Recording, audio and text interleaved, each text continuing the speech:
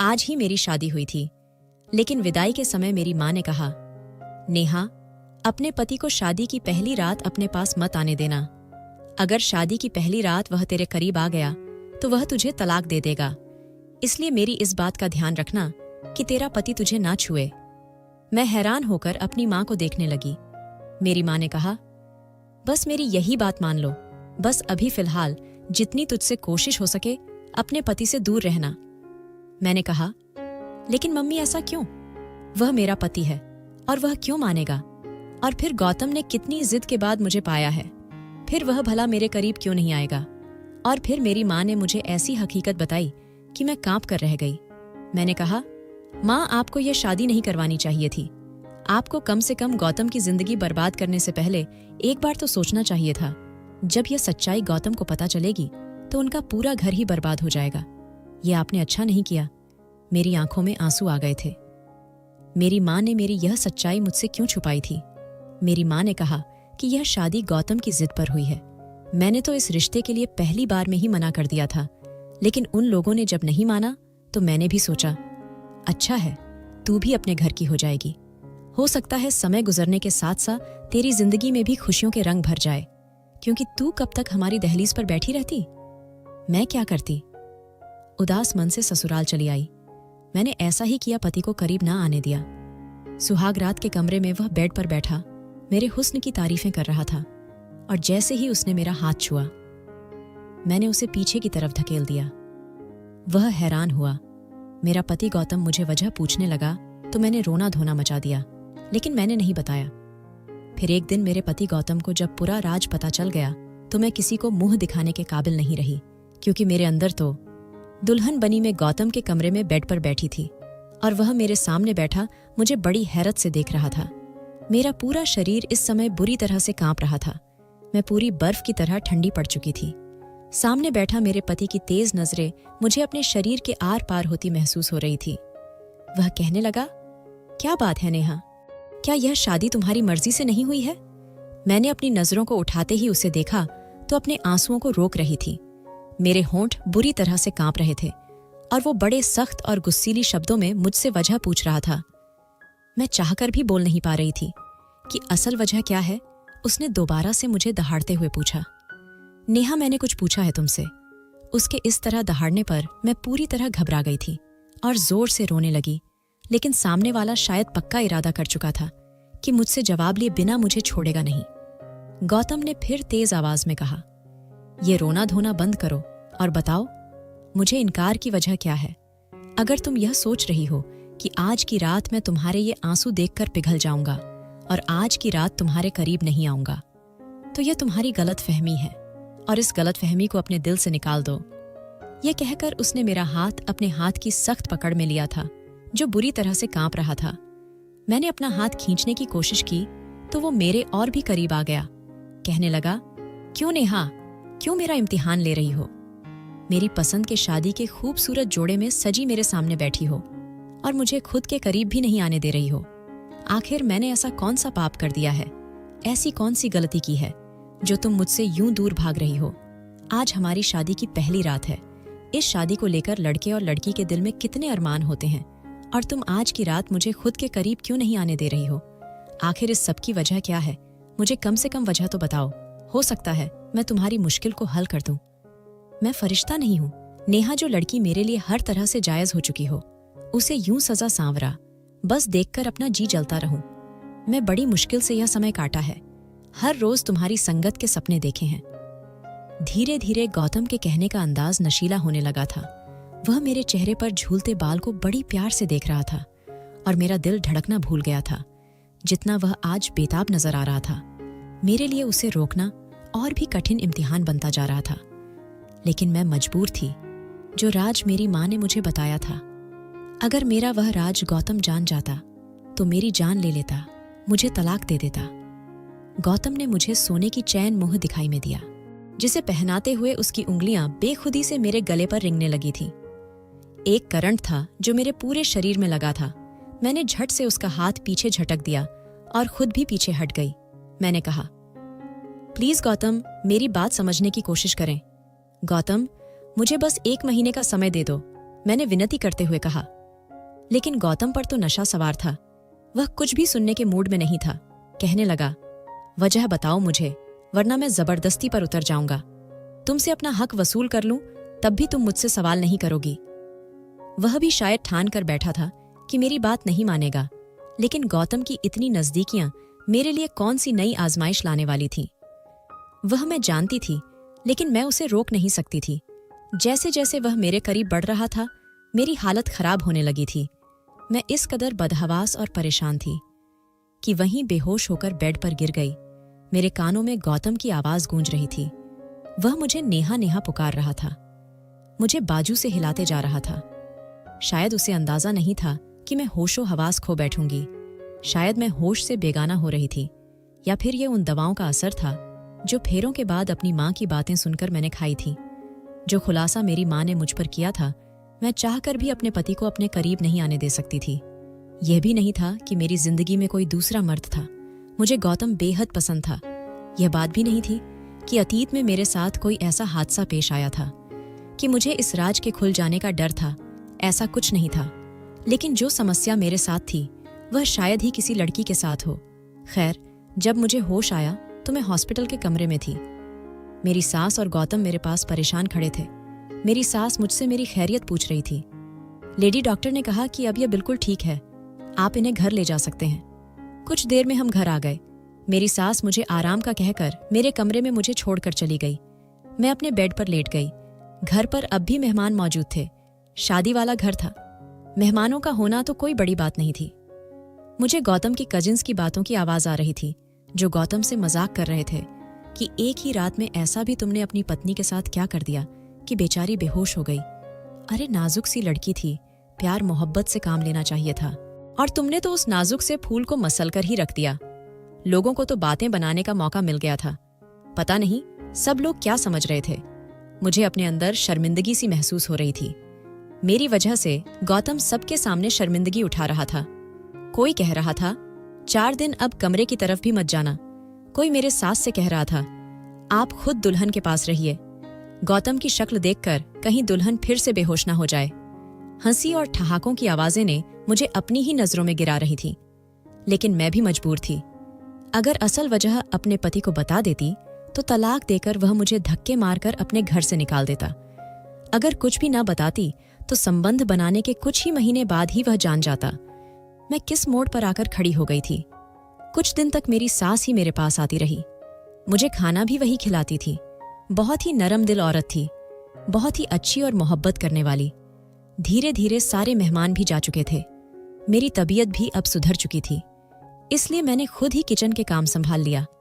हालांकि मेरी सास ने मुझे बहुत मना किया था। गौतम बहुत चुप चुप सा था। खाने के बीच भी मुझे शिकवा भरी नजरों से देखता रहता।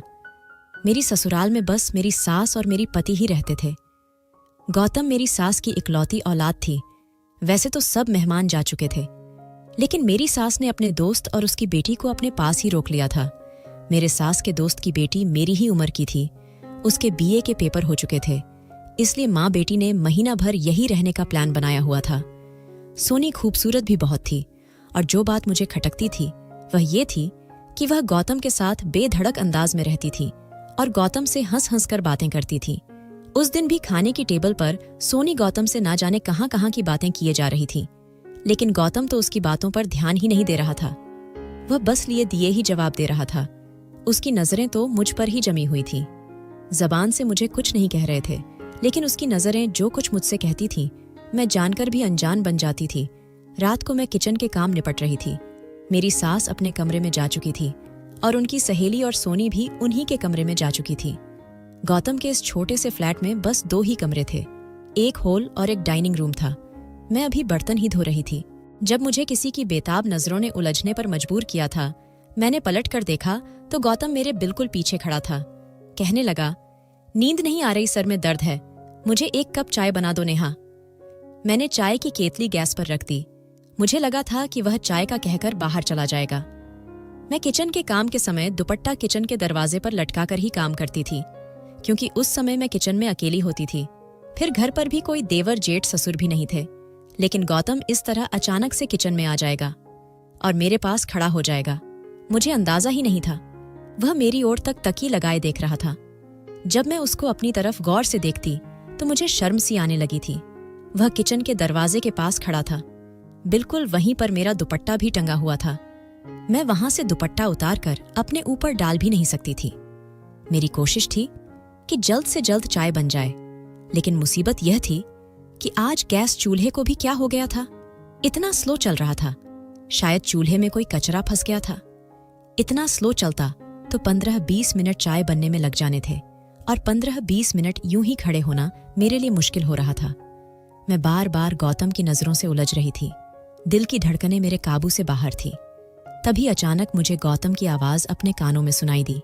गौतम कह रहा था, नेहा तुम्हारे बाल कितने लंबे और खूबसूरत हैं। मैंने तो आज गौर किया है। वह थोड़ा सा और मेरी तरफ बढ़ चुका था। किचन थोड़ा छोटा सा था, इसलिए वह मेरे बहुत ही करीब पहुंच चुका था। मैं उस समय बहुत नर्वस हो रही थी। वह बिल्कुल मेरे सामने आकर खड़ा हो गया। मेरे चेहरे को गौर से देखने लगा। वो बोला, जानती हो, मैंने जब तुम्हें पहली बार अपने दोस्त की शादी पर देखा था, तुम्हारी मुस्कुराहट से तुम्हारे चेहरे पर पड़ने वाले डिंपल ने मेरा दिल ही मुझसे छीन लिया था। मैं जब तक उस शादी के फंक्शन में मौजूद रहा, मेरी नजर लगातार तुम पर थी। बस वही अपना दिल तुम पर ऐसा हारा कि जब तक रिश्ता पक्का नहीं हो गया। मेरा सुकून चैन तो जैसे मुझसे छीन ही गया था। ये कहते हुए वह मेरे और भी करीब आ गया था। मैं पीछे सेल्फ से जा लगी थी। गौतम प्लीज पीछे हटो, मुझे अपना दुपट्टा लेना है। मैंने अपने माथे पर आए हुए पसीने को साफ किया था। गौतम ने कहा, क्यों, यहाँ कोई गैर है क्या जिससे तुम्हें अपने आप को छुपाना है? पति पत्नी तो वैसे भी एक दूसरे के होते हैं। गौतम मुझसे और भी करीब हो गया और मुझे कमर से पकड़ लिया और अपने होंठ मेरी गर्दन पर रख दिया। उसकी गर्म गर्म सांसों से मैं पिघलने लगी थी। मेरी हालत अब और भी ज्यादा खराब होने लगी थी। इससे पहले कि वह मेरे चेहरे को अपने हाथों में लेता, मैं उसे पीछे धक्का दिया और किचन से बाहर निकल गई और तेजी से अपने कमरे में जाकर दरवाजा बंद कर लिया। मैं कैसे गौतम की बढ़ती हुई बेकरारियों को रोक सकती थी? वह पति था मेरा, मुझसे मोहब्बत करता था। उसने अपने दोस्त की शादी में मुझे पसंद कर लिया था और मेरे घर रिश्ता भेज दिया था। मेरी माँ ने पहले पहले इस रिश्ते के लिए मना कर दिया था, और जब तक यह रिश्ता पक्का नहीं हो गया था, उसने हमारे घर की दहलीज नहीं छोड़ी थी। वो ना जाने कब से मेरे इंतजार में था, और जब आज मैं उसकी पत्नी बनकर उसके घर में मौजूद थी, तो वह मुझे जी भरकर प्यार भी नहीं कर सकता था, क्योंकि मैंने उसे इजाजत नहीं दी थी। वह अपनी जगह सही था, लेकिन जिस मुश्किल में मैं फंस चुकी थी, वह मेरे लिए एक मुसीबत बन गई थी। टेंशन के कारण मैं रोने लगी थी। पत्थर की तो मैं भी नहीं थी। एक नेचुरल सा रिश्ता था। जितनी मेरी मोहब्बत और संगत की तड़प गौतम को थी, मैं भी उसकी संगत के लिए तड़प रही थी। जी चाहता था कि उसकी मजबूत बाहों में समाकर दुनिया के सारे गमों को भुला दूं, लेकिन बस मेरी मजबूरी मेरे आड़े आ जाती थी। रोते रोते पता नहीं कब मेरी आंख लग गई थी। सुबह जब उठी तो गौतम ऑफिस जा चुका था। मैंने अपनी सास से गौतम की इतनी जल्दी ऑफिस जाने की वजह पूछी तो मेरी सास ने कहा, पता नहीं, कह रहा था ऑफिस में कुछ जरूरी काम है। मुझे याद आया, मैंने तो रात भर अपना कमरा अंदर से लॉक रखा था। शायद गौतम वही हॉल में सोफे पर ही सो गया होगा। उसके कपड़े और बैग वगैरह भी तो कमरे में ही थे। मैं समझ गई, गौतम ऑफिस नहीं गया, बल्कि वह घर से कहीं चला गया है। अब मुझे गौतम की चिंता होने लगी। पता नहीं वह कहाँ चला गया होगा। वह मुझसे नाराज था। पूरा दिन मेरा इसी चिंता में निकल गया था। शाम 4 के करीब वह आया था। वो सीधा कमरे में चला गया। उसके बाद से गौतम ने मुझसे बातचीत करना बिल्कुल बंद कर दी। वह बिल्कुल भी मेरी तरफ नहीं देखता था। एक बार उसके ऑफिस के कपड़ों पर प्रेस करने लगी तो उसने मेरे हाथ से छीन लिया, कहने लगा, मेरे काम करने की तुम्हें कोई जरूरत नहीं है। यह कहकर उसने अपने कपड़े सोनी को दे दिया। नाश्ते का भी उसी से कहने लगा। मैं बेचैन सी होकर रह गई थी। गौतम का रवैया शायद मेरे साथ ठीक ही था। वह कब तक मेरे साथ नरमी से रह सकता था, लेकिन मेरी जान पर उस समय बनाई जब मैंने सोनी को गौतम के आगे पीछे घूमते देखा। वह बड़ी खुशी से दौड़ दौड़ कर गौतम के सारे काम कर रही थी।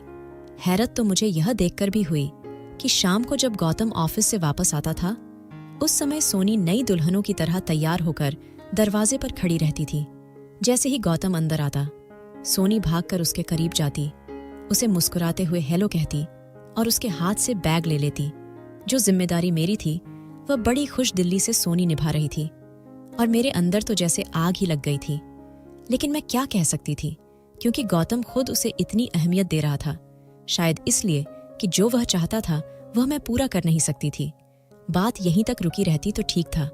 एक बार रात के समय मेरी आंख खुली तो मुझे बाहर डाइनिंग रूम से बातों की आवाज आ रही थी। जब मैं कमरे से बाहर निकली तो दोनों ही हंस हंस कर बातें कर रहे थे। सामने चाय के 2 कप भी पड़े हुए थे। मुझे देखकर सोनी की हंसी को तो ब्रेक लग गए थे, लेकिन गौतम बिल्कुल बेपरवाह सा बैठा हुआ था और सोनी से बातें करता रहा, जैसे उसे मेरे होने ना होने की कोई परवाह ही ना हो। मैं रोते हुए अपने कमरे में चली गई। मेरी जिंदगी धीरे धीरे बर्बाद हो रही थी। मेरा घर उजड़ रहा था, लेकिन मैं शायद जिंदगी के उस मोड़ पर खड़ी थी कि जहां आगे कुआं और पीछे खाई थी। अगर मैं हकीकत गौतम को बताती तब भी मेरा घर बर्बाद हो जाना था, और ना बताती तब भी यह सोनी नाम की लड़की मेरी जगह ले लेती। औरत सब कुछ सह सकती है, लेकिन सौतन का दुख नहीं। मेरे और गौतम के बीच जो कुछ भी था, मैं नहीं चाहती थी कि सोनी बीच में आए। इसीलिए मैंने अपनी सास से कहा कि सोनी को काफी दिन हो गए हैं यहाँ आए हुए, यह वापस कब जाएगी। हालांकि सोनी की माँ को गए हुए काफी दिन हो गए थे। सोनी यह कहकर रुक गई थी कि मैं कुछ दिन और यहाँ रुकना चाहती हूँ। मेरी सास कहने लगी कि मैं भी उसे कह चुकी हूँ कि अब तो तुम्हें आए हुए बहुत दिन हो गए हैं, तुम अब अपने घर जाओ। लेकिन यह गौतम है कि उसे मना किया जा रहा है। वह जाने का मन भी बनाती है तो गौतम उसे रोक लेता है। यह सुनकर तो मेरा दिल जैसे किसी ने मुट्ठी में जकड़ लिया था। गौतम क्यों चाहता था कि वह यहाँ से न जाए। एक बार मैं किचन से बाहर आई तो दोनों ड्राइंग रूम में बातें कर रहे थे। मैं दरवाजे पर ही खड़ी हो गई। उनके बीच होने वाली बातें ही कुछ ऐसी थीं, मेरे होश उड़ाने के लिए काफी थी।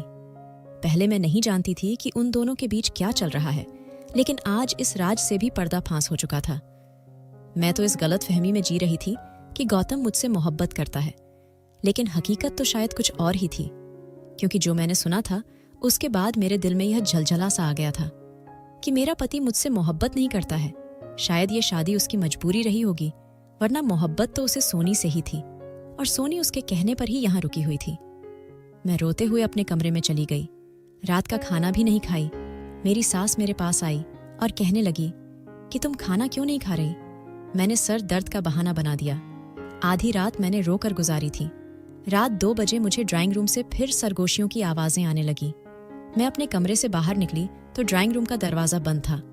मैंने ड्राइंग रूम की खिड़की से देखा तो मेरे होश उड़ गए। सोनी गौतम की बाहों में थी। एकदम से मेरी आंख खुली थी। मेरा शरीर बुरी तरह से कांप रहा था। मैं पसीने से भीग चुकी थी। भगवान को धन्यवाद किया कि जो मैंने देखा वह एक सपना था। मैं उठकर जल्दी से अपने कमरे से बाहर निकली। हॉल में खामोशी छाई हुई थी। मैं ड्राइंग रूम में गई। गौतम अपने लैपटॉप पर कोई काम कर रहा था। मैं रोते हुए उसके पास बैठ गई।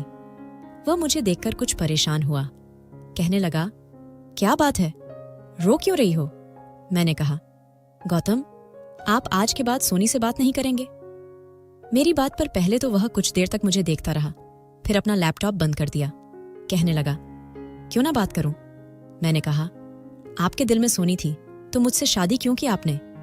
वह कहने लगा, मुझसे बहुत बड़ी भूल हो गई जो मैंने सोनी की कदर नहीं की और तुम्हारे हुस्न का दीवाना बन बैठा और तुमसे शादी कर ली।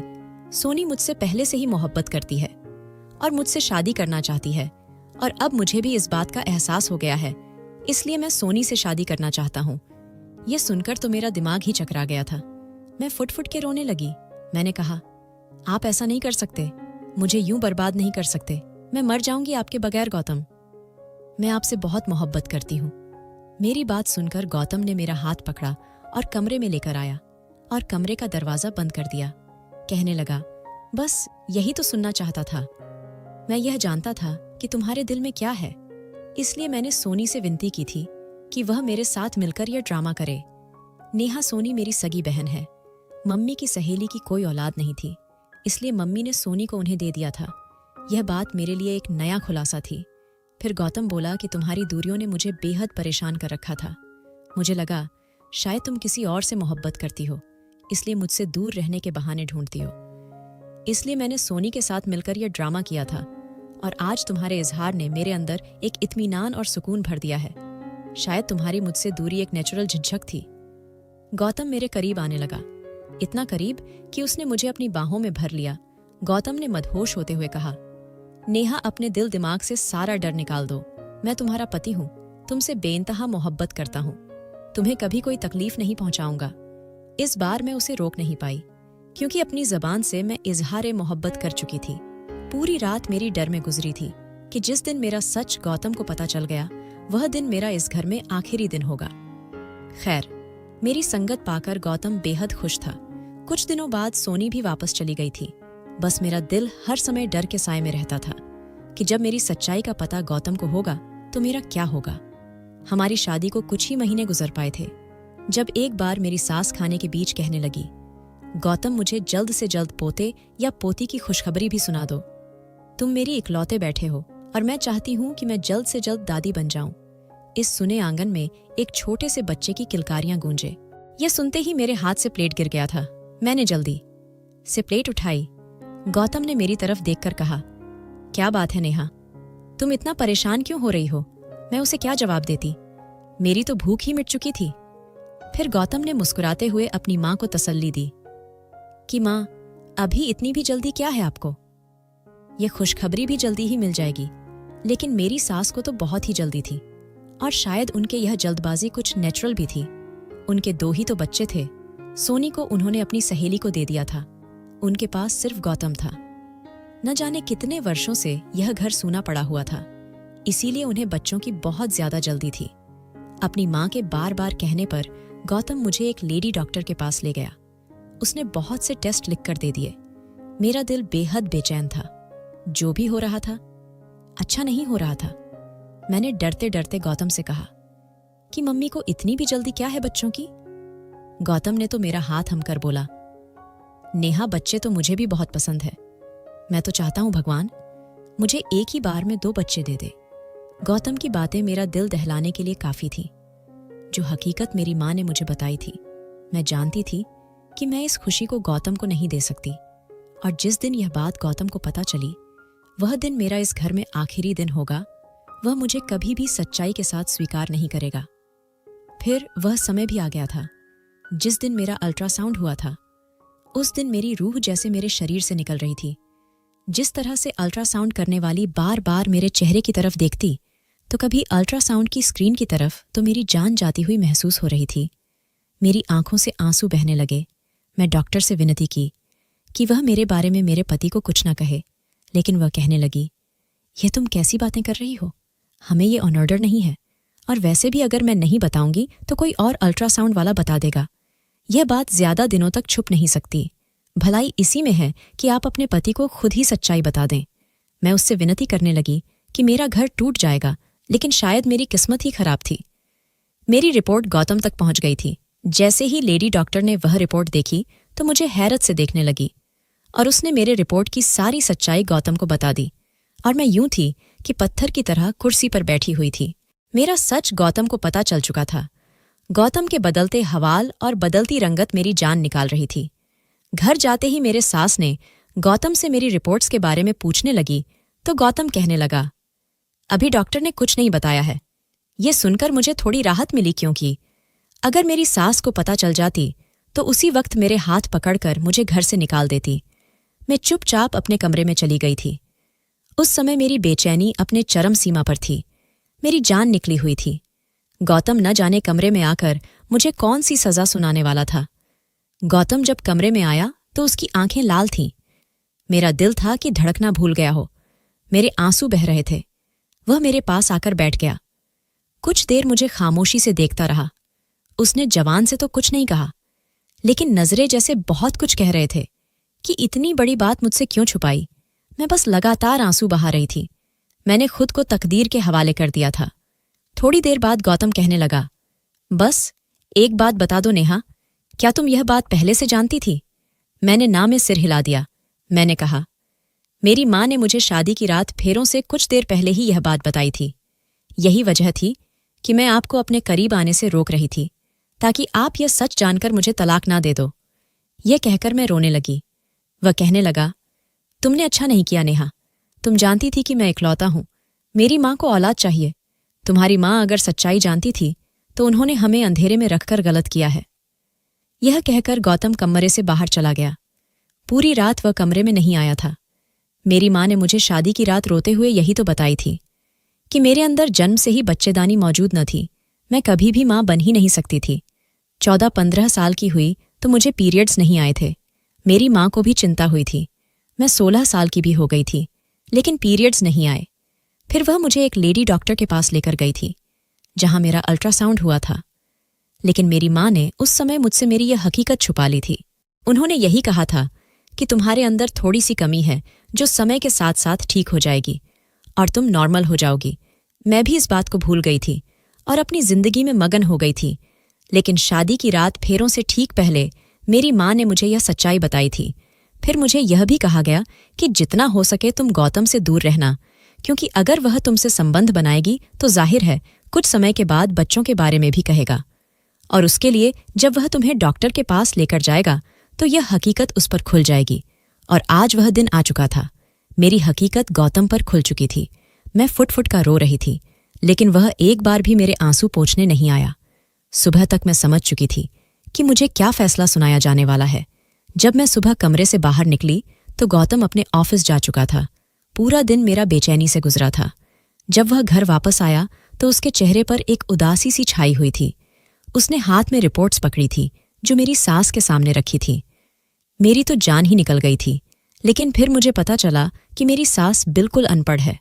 कहने लगी, गौतम, मुझे इन रिपोर्ट का क्या पता कि इसमें क्या लिखा है। मुझे बताओ गौतम की इस रिपोर्ट में क्या लिखा है।